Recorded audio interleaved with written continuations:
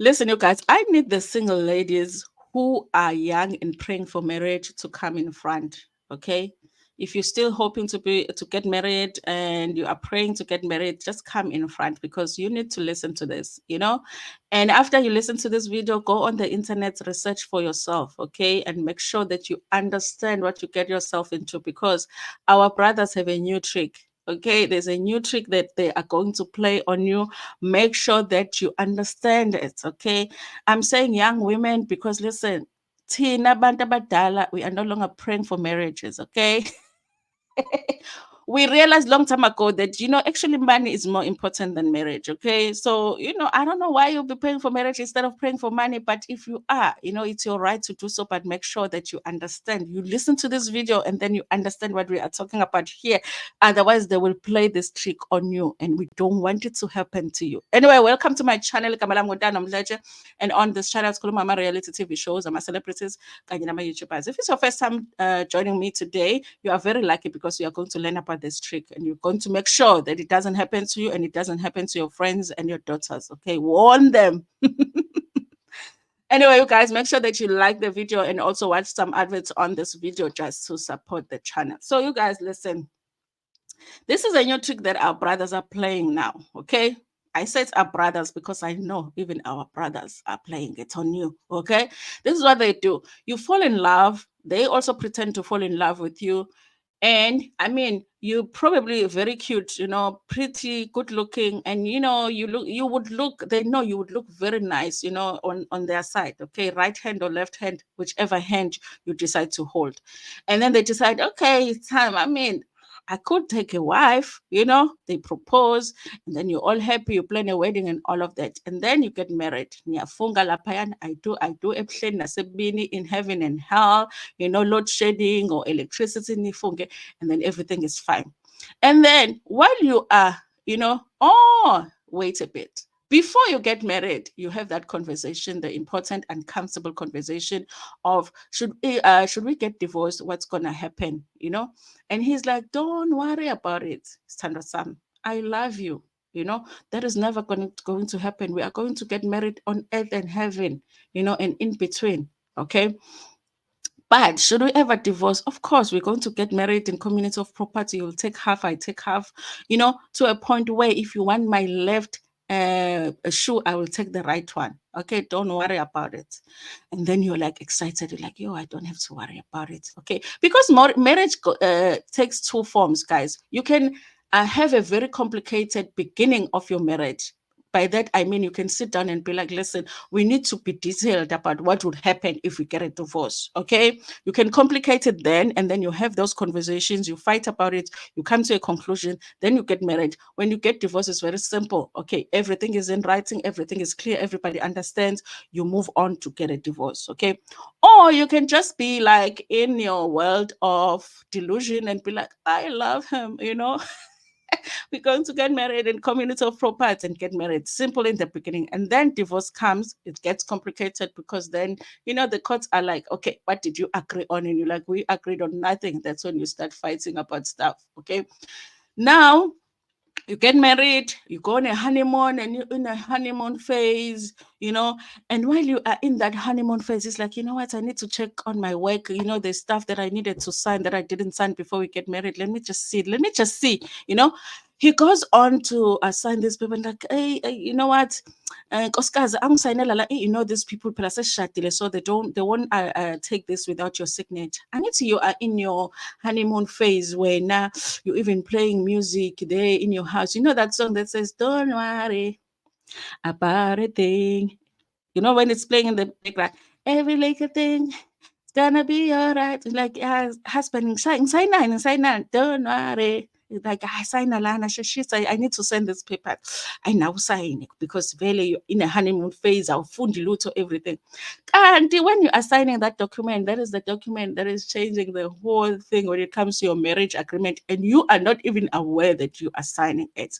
This is what Slikour's wife is claiming happened to her. Okay.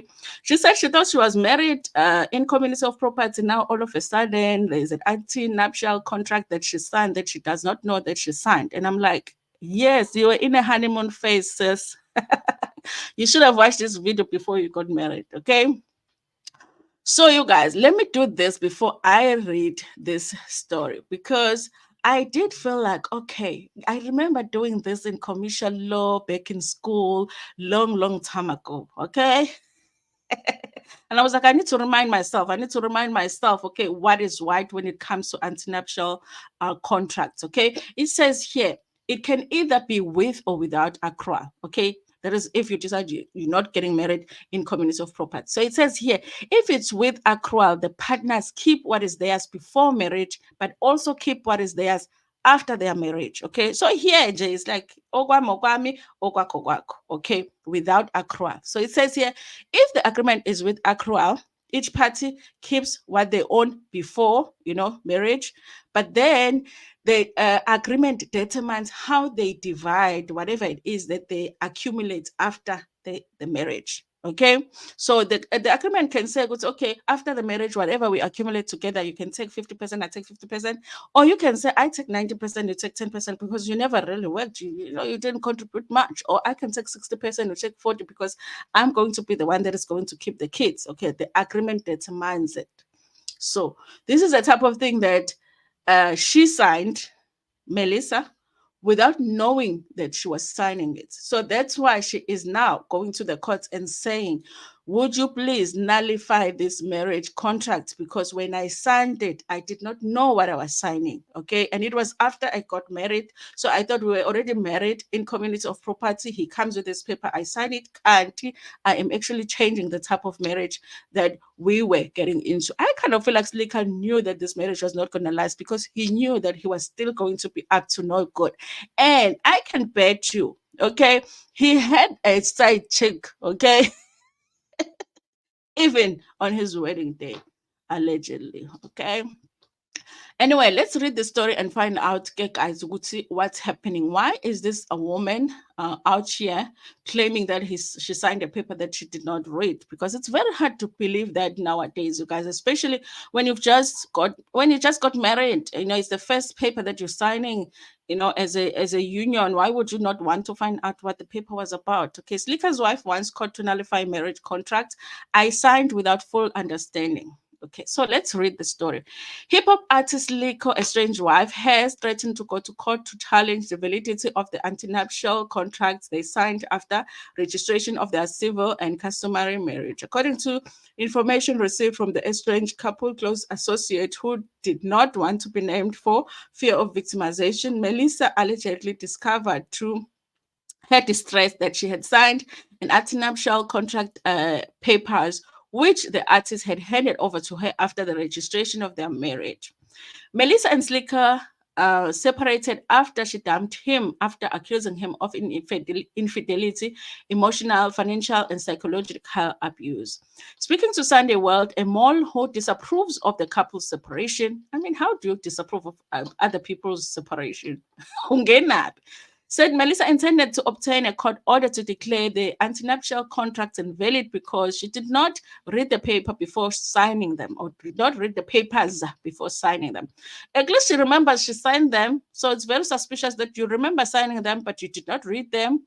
She also, according to a deep throat, neither sought legal advice or understood the disadvantage and advantages of the contracts before putting a pen on paper. Melissa has pleaded with Slikour to find a solution to the matter because she does not want to air their dirty laundry in court, but said the source, it appears the artist did not cooperate. The tipster also alleged Melissa still did not understand what actually happened because she and Slikour agreed to get married under customary law. After the agreement, said the source, Slikour's family paid an undisclosed lobola for her in 2017. Guys, I imagine that, when you're now thinking, you know what, I've had it, I am getting a divorce. You're looking at your house, you're like, okay, we own this house, we own another one, we own, these cars, and then you're looking at your bank account, you're looking at your investment, you're like, I'm going to be okay here, not knowing that none of it is yours. Okay. Melissa said the source told them that in May of the same year, she and Slikour entered into a customary marriage in Sandton and celebrated it in line with the laws of the Republic of South Africa. Melissa said later in 2017 they entered into the civil union and signed papers that were apparently about antenuptial contracts. This suggested that their nuptials subsisted with the application of the accrual system, meaning that they have to let me read further because it says with the accrual system. Let me go back. Oh, okay. They have to decide how they're going to. Okay. Okay. We are in class, guys. Okay. So it says here, this suggested that the nuptials subsisted with the application of the accrual system. They have to decide how they divide whatever it is that they've accrued after their marriage. However, Melissa said that should not be the case because the marriage she entered into with Slikour was in community of property, guys. But this is the thing, though. I think it's better because it's not the one without accrual. Because without accrual, you take yours, she takes hers. With accrual, that means that they can still sit down and negotiate, okay, whatever it is that we accrued after our marriage, how do we divide it? I think it's better than, the other one. Therefore, she said she would want their joint estate to be dissolved when the court grants her a decree of divorce so they could share the residual of their joint estate.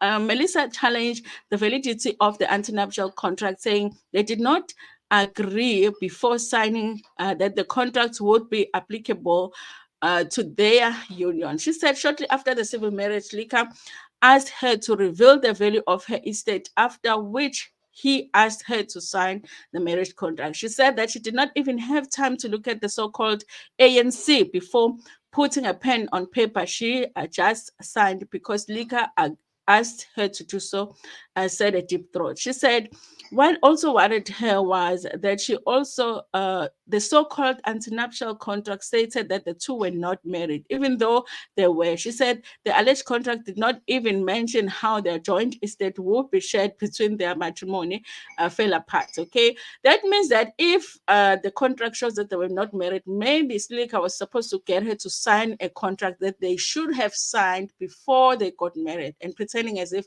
it was signed before they got married, which is very sneaky. It is for this reason that she wants to go to court and ask to declare the contract null and void because she did not even understand its implication. She said after declaring the antenuptial contract invalid, said the source, she would ask the court to recognize their community of property marriage. Slikour declined to comment. Okay, so this is what is going on here, you guys. Listen, I can't imagine being in a relationship where I know for sure that financially I can't stand on my own. So to a point where that could even be a reason for me to stay longer in a relationship. I think that's just something that young people should not get themselves into, you know? Like your financial situation, so you should just be able to be like, this is it, okay? Finances should not be the reason you stay longer in a relationship. And this is the thing about guys, you guys are getting it right in a sense that when they know that they're the ones with money, they will do things like this to protect themselves. But women are not doing it. So that's why we see Ama cases Afana Naomi Dlamini, where a man pretends to be rich and you don't check if they're really rich, and then later on you're the one that has to pay money. So our brothers are getting it right. They are tricking you. Make sure that you are not one of the tricks. Okay. Thank you so much for watching this video. Please like it. Before Pumegona, share it with your friends, with your family, and even with strangers. Kakul.